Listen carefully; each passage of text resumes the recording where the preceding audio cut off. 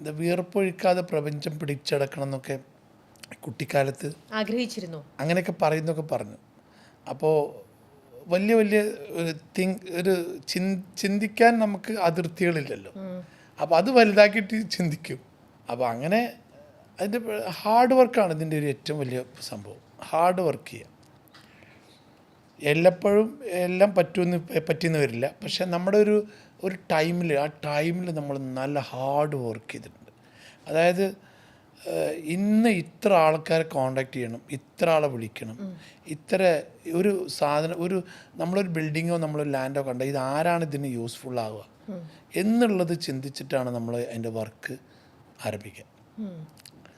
കേരളത്തിൽ പിന്നെ നമ്മളെ സ്വന്തം നാട് എടക്കര എന്ന് പറയുന്നത് മലപ്പുറം ജില്ലയിലെ എടക്കര.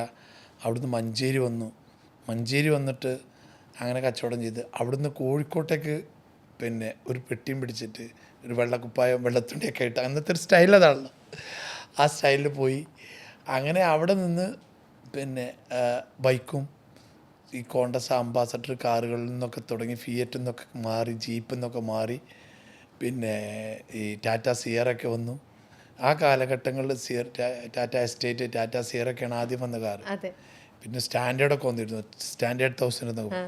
ആ കാറൊക്കെ അങ്ങനെ വരുന്ന സമയത്തൊക്കെ മാറി വരികയാണ്. അപ്ഡേഷൻ ഭയങ്കരമാണല്ലോ. അപ്പോൾ അന്നൊക്കെ കാലത്ത് കേരളത്തിലെ കോഴിക്കോടും MG റോഡും ട്രിവാൻഡ്രം സ്റ്റാച്ചു ഒക്കെ ചെറിയ വിലകളേ ഉള്ളൂ. 4 ലക്ഷം 5 ലക്ഷത്തിൻ്റെയൊക്കെ വിലയുള്ള ആ സമയത്ത്. പക്ഷെ അന്നതിന് ഭയങ്കര വിലയാണ്. പിന്നെ അല്ല അന്നൊക്കെ ഇപ്പോൾ ഞാനൊക്കെ ഇപ്പോൾ മാവൂർ റോട്ടിൽ ഞാൻ ഇറങ്ങിയ കാലത്ത് 3.5 ലക്ഷം റുപ്യ 3 ലക്ഷം റുപ്യ. ഇന്നവിടെ 60, 70, 80 2-3 സ്ട്രെച്ചായിട്ടാണ് മാവൂർ റോഡ് എന്ന് പറയുന്നത്. തൊണ്ടയാട് പിന്നെ അവിടുന്ന് അങ്ങോട്ട് ബേബിൻ്റെ അവിടെ ഒരു റൈറ്റ്, ബേബി ടു KSRTC വരെ ഒരു റൈറ്റ്. അങ്ങനെ ഇപ്പോൾ MG റോഡാണെങ്കിലും രവിപുരം മുതൽ പിന്നെ ഇവിടെ ശ്രീമാട്ടി വരെയുള്ള 3-4 റൈറ്റാണ് അവിടെ നടക്കുന്നത്.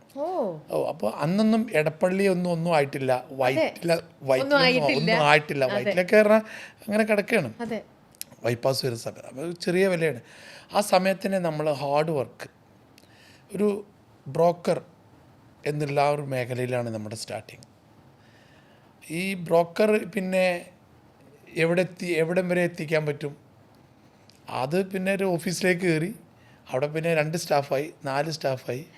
അങ്ങനെ റിയൽ എസ്റ്റേറ്റിൽ ഇന്ന് നിൽക്കുന്ന മേഖല എന്ന് പറഞ്ഞാൽ ചെറുപ്പക്കാരായ കുറേ പെൺകുട്ടികളും ആൺകുട്ടികളും നമ്മുടെ ഓഫീസിൽ 120 ഓഫീസിൽ 120 കുട്ടികളോളം ഇവിടെ കേരളത്തിലും ദുബായിലുമായിട്ട് അവരിപ്പോൾ real estate agent, real estate broker എന്ന് പറയുമ്പോൾ അവർക്കൊരു ഇപ്പോൾ ഈയിടെയായിട്ട് ഞങ്ങളൊരു ബ്രോക്കർ അക്കാഡമി തുടങ്ങി. അല്ല ശരിക്കും ബ്രോക്കർ എന്ന് പറയുന്ന സംഭവത്തിനെ നമ്മൾ മറിച്ച് വേറൊരു ലെവലാക്കി എന്ന് പറഞ്ഞാൽ എല്ലാം ഇപ്പോൾ ബ്രാൻഡായല്ലോ. ശരിക്ക് രമ്യ ഒരു കാര്യം നിങ്ങൾ ശരിക്കും ഒരു 2 ഡീലുകളെ കൂട്ടിമുട്ടിക്കണം എന്നുണ്ടെങ്കിൽ അതിൻ്റെ ഇടയിൽ ഒരാൾ വേണം, അവരെ പരിചയപ്പെടുത്താൻ, ആ നാട്ടിലെ കാര്യങ്ങൾ അറിയാൻ. അയാളിതിങ്ങനെ കൊടുക്കാനുണ്ട്, ഇയാളിങ്ങനെ വാങ്ങാൻ തയ്യാറാണ് എന്ന് പറയുമ്പോൾ അതിൻ്റെ മീഡിയേഷൻ വഹിക്കാൻ നിർബന്ധമായിട്ടൊരാൾ വേണം. തീർച്ചയായിട്ടും. അപ്പോൾ ആദ്യകാലങ്ങളിലൊക്കെ ഈ ബ്രോക്കർ എന്ന് പറയുമ്പോൾ ഒരു പോരാന്ന് പറഞ്ഞ ഒരു സംഗതി. പക്ഷേ സ്റ്റാറ്റസ് ഇല്ലായിരുന്നു. പക്ഷേ അത് രമ്യ ഒരു കാര്യം മനസ്സിലാക്കണം, അന്നത്തെ കാലത്തും ഈ ബോംബെയിലൊക്കെ ബ്രോക്കർ എന്ന് പറയുമ്പോൾ അതിനൊരു ഭയങ്കര വാല്യൂ ഒരു സെക്ടർ ഉണ്ടായിരുന്നു. നമ്മൾ ആ മേഖലയിലേക്ക് അന്ന് പോയിട്ടില്ലായിരുന്നു. ഇവിടെ റിയൽ എസ്റ്റേറ്റിൽ ഒരു വെള്ളക്കുപ്പായം വെള്ളത്തുണിട്ടാൽ ബ്രോക്കറെ ചിലപ്പോൾ അടുപ്പിക്കാത്തൊരു കാലഘട്ടം. പക്ഷേ ഇന്നത്തെ കാലം ഇപ്പോൾ 2025, ഇപ്പോൾ ഡിസംബർ ഒരു 10-15 ദിവസം കഴിഞ്ഞാൽ 2026 മോളെ ആകെ മാറി. ഇപ്പോൾ എന്ന് പറഞ്ഞാൽ റിയൽ എസ്റ്റേറ്റിലെ ബ്രോക്കേഴ്സ്, അതായത് മീഡിയേഷൻ വഹിക്കുന്ന ആൾക്കാർ, കുട്ടികളാവട്ടെ എല്ലാവരും ആവട്ടെ, അവരാണ് ഇന്നത്തെ ആ ന്യൂജൻ. അവർ ചെയ്യുന്ന കച്ചവടത്തിൻ്റെ അളവുകൾ, കച്ചവടത്തിൻ്റെ ഫിനിഷിങ്, ക്ലോസിങ്, അതൊക്കെ പഠിപ്പിക്കുന്ന ഒരു സംഭവമാണ് ഈ അക്കാഡമി എന്ന് പറയുന്നത്. ഇപ്പോൾ അവരൊക്കെ പറയാനും മടിക്കാത്ത ഒരു നല്ല റേഞ്ചിലായി അവർ. ഫ്ലാറ്റുകൾ, ലാൻഡുകൾ, ഒരു ഡീൽ തമ്മിൽ എന്തെങ്കിലും ആൾക്കാർക്ക് ഫണ്ട് ആവശ്യമുണ്ടെങ്കിൽ അതിന് കൂട്ടിമുട്ടിക്കുന്നു. എല്ലാ മേഖലയിലും റിയൽ എസ്റ്റേറ്റിൻ്റെ ഒരു റിയൽ എസ്റ്റേറ്റ് അല്ല, ഒരു മീഡിയേഷൻ എന്ന് പറയുന്ന ഒരാൾ ആവശ്യമാണ്. അല്ലെങ്കിൽ ഒരാൾ തമ്മിൽ ഒരാൾ അറിയില്ല. ചിലപ്പോൾ ഒരു മുതലാളി ആ ലാൻഡിനെ കുറിച്ചിട്ട് അയാൾക്ക് അറിയില്ലായിരിക്കും. അത് സാധാരണക്കാരനായ ഈ ബ്രോക്കർ എന്ന് പറഞ്ഞ ഈ മീഡിയേഷൻ വഹിക്കുന്ന ആളാണ് ആ ലാൻഡിനെ കുറിച്ചിട്ട് എല്ലാ ഡീറ്റെയിൽസും അയാൾക്കേ അറിയുള്ളൂ. ആരാണത് ബൈ ചെയ്യുന്നത്, ആരാണത് വാങ്ങുന്നതെന്ന് അറിയാൻ തന്നെ മനസ്സിലായോ? ആ ഒരു നാട്ടിലെ ഒരു നോളജ്. ഇപ്പോൾ MG റോട്ടിലെ അല്ലെങ്കിൽ സ്റ്റാച്യൂലെ, ട്രിവാൻഡ്രം, വിഴിഞ്ഞം, കോവളം എല്ലായിടത്തും ഒരു നാട്ടുകാരുണ്ടാവും. അവർ ലോക്കലായിട്ടുള്ള നമുക്ക് ആ വിവരങ്ങൾ കളക്ട് ചെയ്യുന്നത്. ചില ആൾക്കാരൊക്കെ ഈ ബ്രോക്കറേജ് കൊടുക്കാനൊക്കെ മടിച്ച് അവരെ പിന്നെ ചൂണ്ടിക്കാണിച്ചു കൊടുത്താൽ പിന്നെ അവർ ശരിക്കും ഒന്നിച്ചങ്ങണ്ടാവും.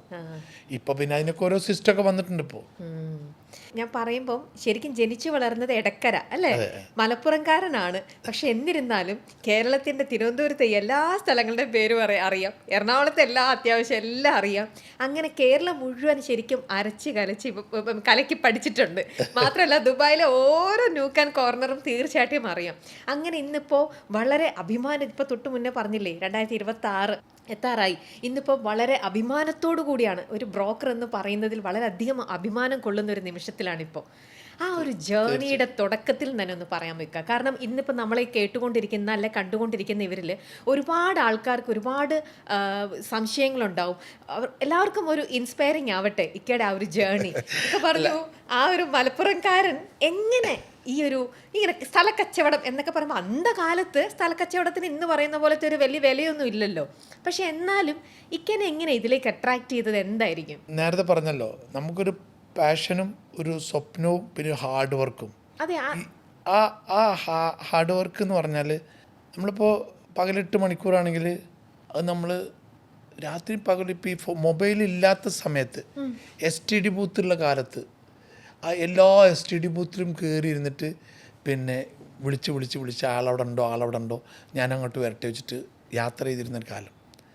ബസ്സിൽ നിന്ന് മാരുതി കാറിലേക്ക്, ST ജാവ മോട്ടോർ സൈക്കിളിൽ നിന്ന് മാരുതി കാറിലേക്ക്, മാരുതിയിൽ നിന്ന് ഞാൻ പറഞ്ഞ ഈ വണ്ടികളൊക്കെ ഉണ്ടല്ലോ, ആ ഒരു ഇപ്പോൾ എത്തി നിൽക്കുന്ന മേഖലയിൽ എല്ലാം യാത്ര ചെയ്തിട്ടുണ്ട്. പിന്നെ കുറേ വിഷമങ്ങൾ, അതായത് ഈ ഹാർഡ് വർക്ക് എന്ന് പറയുന്ന സംഗതി ഉണ്ടല്ലോ, ചില കച്ചവടങ്ങൾ പൂർത്തിയാക്കാത്ത പ്രശ്നങ്ങൾ, പറഞ്ഞ സമയത്ത് കൊടുക്കാൻ പറ്റാത്ത പ്രശ്നങ്ങൾ. ആദ്യം ഈ ബ്രോക്കറേജ് വാങ്ങും, അതിൽ നിന്നാണ് പിന്നെ ഡീലറാവുക. ഈ ഡീലറാകുമ്പോൾ നമ്മൾ അഡ്വാൻസ് കൊടുത്തിട്ട് മറിക്കുന്ന ഒരു സംവിധാനം ഒരു കാലഘട്ടം ഉണ്ടായിരുന്നു. ഈ 2001, 2002 എന്തെങ്കിലും 10 ലക്ഷം ഒക്കെ അഡ്വാൻസ് കൊടുത്തിട്ട് മറിച്ച് കൊടുക്കുന്ന ഒരു കാലഘട്ടം. ഭയങ്കരമായിട്ട് റിയൽ എസ്റ്റേറ്റ് സ്പീഡായിട്ട് പോയിക്കൊണ്ടിരിക്കുന്ന കാലത്ത്. അപ്പോഴൊക്കെ നമ്മളിങ്ങനെ യാത്ര, എറണാകുളം, കോഴിക്കോട്, ട്രിവാൻഡ്രം എന്ന് പറഞ്ഞിട്ട് ഓടി നടക്കുന്നതായിരുന്നു. അന്ന് അഡ്വാൻസ് കൊടുത്തിട്ട് മറിക്കുന്നൊരു കാലഘട്ടമായിരുന്നു. അപ്പോൾ അതിലൊക്കെ നമ്മൾ നല്ല ഉഷാറായിട്ട്, പിന്നെ രമ്യ വീഴ്ചകൾ സംഭവിച്ചിട്ടുണ്ട്, ഡിസിഷൻ നമ്മൾ എടുക്കുന്ന തീരുമാനങ്ങൾ തെറ്റിയിട്ടുണ്ട്. അതൊക്കെ പല തവണയും പലതും സംഭവിച്ചിട്ടുണ്ട്. പക്ഷേ എന്നാലും ഇതൊരു ഹരമുള്ള, അതായത് ഒരു നല്ലൊരു നമ്മളെ മക്കളെ പോറ്റി, നമ്മളെ മക്കളെ പഠിപ്പിച്ച് നമ്മളെ വീട്ടിൽ ആഹാരം കഴിക്കുന്ന ഒരു തൊഴിലാണ് ബ്രോക്കറേജ് എന്ന് പറയുന്ന ആ സംഗതിയെ നമ്മൾ ഒരു കാലത്ത് എല്ലാവരും പറയാൻ മടിക്കുന്നൊരു കാലഘട്ടം. അന്നും ഞാൻ അങ്ങനെ പറഞ്ഞിട്ടായിരുന്നു വന്നിരുന്നത്.